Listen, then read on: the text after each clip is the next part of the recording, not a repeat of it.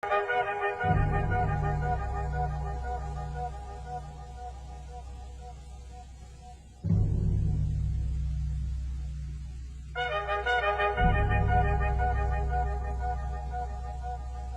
was a lawyer once. His name was Francis Scott Key. He penned a song that I'm sure you're aware of. You've seen it. It's in most hymnals throughout our churches. It's called the national anthem. It is our song as an American. We go, however, to a ball game. We stand in our church services and we sing the words of that song, and they float over our minds and our lips, and we don't even realize what we're singing. Most of us have memorized it as a child, but we've never really thought about what it means. Let me tell you a story. Francis Scott Key was a lawyer in Baltimore. The colonies were engaged in vicious conflict with the mother country, Britain. Because of this conflict and the protractedness of it, they had accumulated prisoners on both sides. The American colonies had prisoners and the British had prisoners. And the American government initiated a move. They went to the British and they said, let us negotiate for the release of these prisoners. They said, we want to send a man out to discuss this with you. They were holding the American prisoners in boats about 1,000 yards offshore. And they said, we want to send a man by the name of Francis Scott Key. He will come out and negotiate to see if we can make a mutual exchange. On the appointed day, in a rowboat, he went out to this boat and he negotiated with the British officials. And they reached a conclusion that men could be exchanged on a one-for-one basis. Francis Scott Key, jubilant with the fact that he'd been successful, went down below in the boats, and what he found was a cargo hold full of humanity, men. And he said, men, I've got news for you tonight. You're free. He said, tonight I have negotiated successfully your return to the colonies. He said, you'll be taken out of this boat, out of this filth, out of your chains. As he went back up on board to arrange for their passage to the shore, the admiral came and he said, we have a slight problem. He said, we will still honor our commitment to release these men, but it'll be merely academic after tonight. It won't matter. And Francis Scott Key said, what do you mean? He said, well, Mr. Key, he said, tonight we have laid an ultimatum upon the colonies. Your people will either capitulate and lay down the colors of that flag that you think so much of, or you see that fort right over there, Fort Henry? He said, we're going to remove it from the face of the earth. He said, how are you going to do that? He said, if you will, scan the horizon of the sea. And as he looked, he could see hundreds of little dots. And he said, that's the entire British war fleet.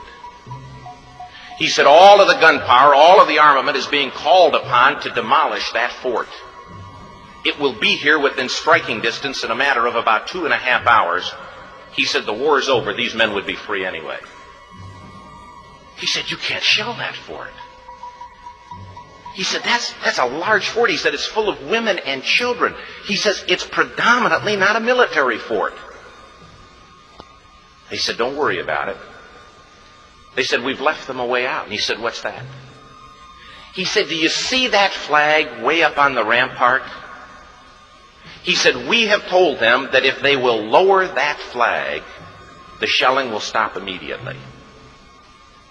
And we'll know that they've surrendered, and you'll now be under British rule. Francis Scott Key went down below and told the men what was about to happen. And they said, how many ships? He said, hundreds. The ships got closer. Francis Scott Key went back up on top and he said, men, I'll shout down to you what's going on as we watch. As twilight began to fall, and as the haze hung over the ocean as it does at sunset, suddenly the British war fleet unleashed. He says the sound was deafening. There were so many guns that there were no reliefs. He said it was absolutely impossible to talk or hear. He said suddenly the sky, although dark, was suddenly lit. And he says from down below, all he could hear the men, the prisoners, saying was, tell us where the flag is. What have they done with the flag? Is the flag still flying over the rampart? Tell us. 1 hour, 2 hours, 3 hours into the shelling, every time the bomb would explode and it would be close to the flag, they could see the flag in the illuminated red glare of that bomb. And Francis Scott Key would report down to the men below, it's still up. It's not down.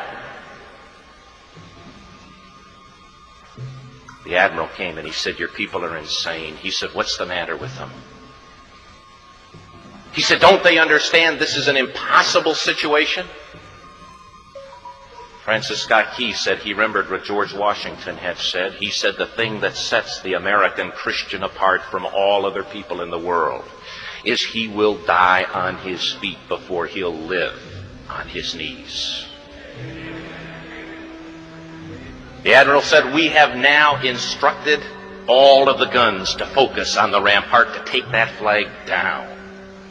He said, we don't understand something. Our reconnaissance tells us that that flag has been hit directly again and again and again, and yet it's still flying. We don't understand that. But he said, now we're about to bring every gun for the next 3 hours to bear on that point. Francis Scott Key said the barrage was unmerciful. All that he could hear was the men down below praying. The prayer, God, keep that flag flying where we last saw it. Sunrise came. He said there was a heavy mist hanging over the land, but the rampart was tall enough.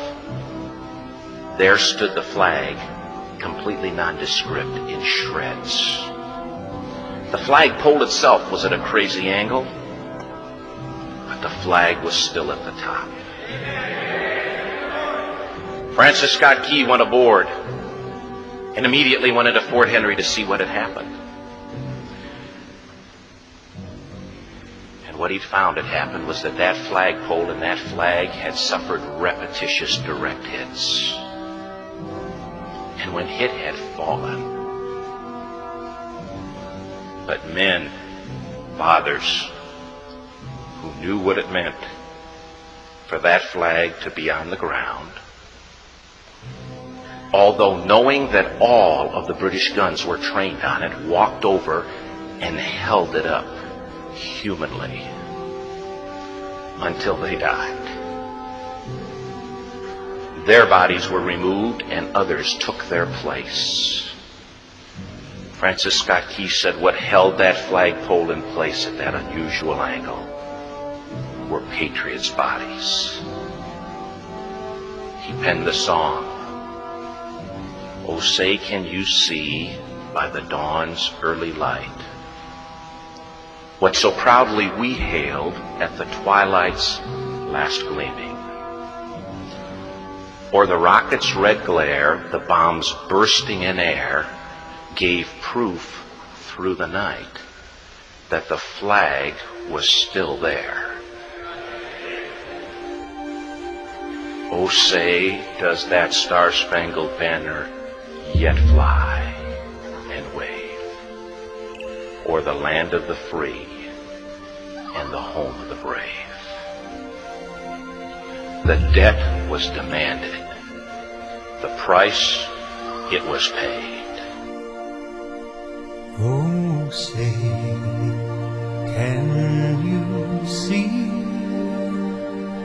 by the dawn's early light what so proudly we hailed at the twilight's last gleaming, whose broad stripes and bright stars through the perilous